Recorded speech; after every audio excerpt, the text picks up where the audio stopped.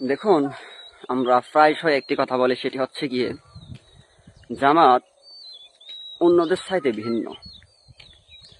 এখন আপনি বলতে পারেন যে জামাত অন্যদের চাইতে ভিন্ন, এটা কিভাবে হতে পারে? এটা হতে পারে এভাবে যে অন্যরা যখন কোনো ভুল সিদ্ধান্ত নেয় তখন তাদের সেই ভুলের উপর তারা দৃঢ় থাকে, ভুল থেকে সরে যায় না, সরে আসে না, ভুল থেকে শিক্ষা নেয় না। কিন্তু এক্ষেত্রে জামাত একটু ব্যতিক্রম। এখন আপনি বলতে পারেন যে ব্যতিক্রমের কি দেখলেন, তা স্পষ্ট করা নিশ্চয়ই প্রয়োজন।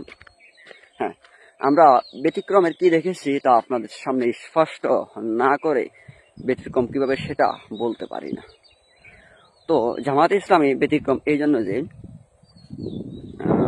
মনে হচ্ছে আমরা এই ভিডিওটি যখন রেকর্ড করি তার 4 ঘন্টা পূর্বে ডক্টর রেজাউল করিম ভাই সংগঠনের উনি জামাতের সম্পর্কে একটি বিবৃতি দিয়েছেন, পোস্ট দিয়েছেন এবং সংগঠনের দিকটা তিনি স্পষ্ট করেছেন সন্তোষ শর্মা ইস্যুতে।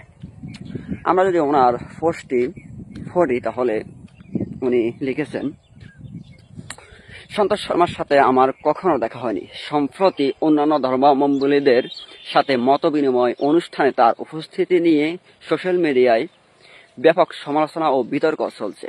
এরই মধ্যে দিয়ে বেরিয়ে আসছে সন্তোষ শর্মার নানাবিধ বিতর্ক ও বিতর্কিত ভূমিকা, বিশেষ করে দেশের শ্রদ্ধেয় আলেম ওলামাগণের উপর নির্যাতনের ক্ষেত্রে তার সম্পৃক্ততার কথা। কিন্তু ভালো হতো ক্ষতিগ্রস্তরা যদি আগে তার ব্যাপারে আইনি ব্যবস্থা গ্রহণ করতেন, তাহলে এরকম একজন ব্যক্তি হয়তো আমাদের প্রোগ্রামে আসার সুযোগও পেত না, আমরা আরো সতর্ক হতে পারতাম। এই অনাকাঙ্ক্ষিত ভুলের জন্য আবার দুঃখ প্রকাশ করছি। আজকে আমি লিখছি, বাংলাদেশ জামাত ইসলামী একটি ইনসাফ ভিত্তিক সমাজ বিনির্মাণে বদ্ধপরিকর। আমাদের শীর্ষ নেতৃবৃন্দ ও নেতাকর্মীরা অকাতরে শাহাদাত বরণ করেছেন। তাই জামাত তার নীতি, আদর্শ, ঐতিহ্যের সাথে কোনো কম্প্রোমাইজ করবে না ইনশাআল্লাহ।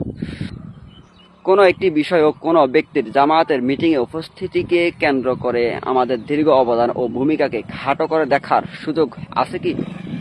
শুধু আবেগ নয়, বাস্তবতার নিরিখে সমালোচনার অনুরোধ করছি।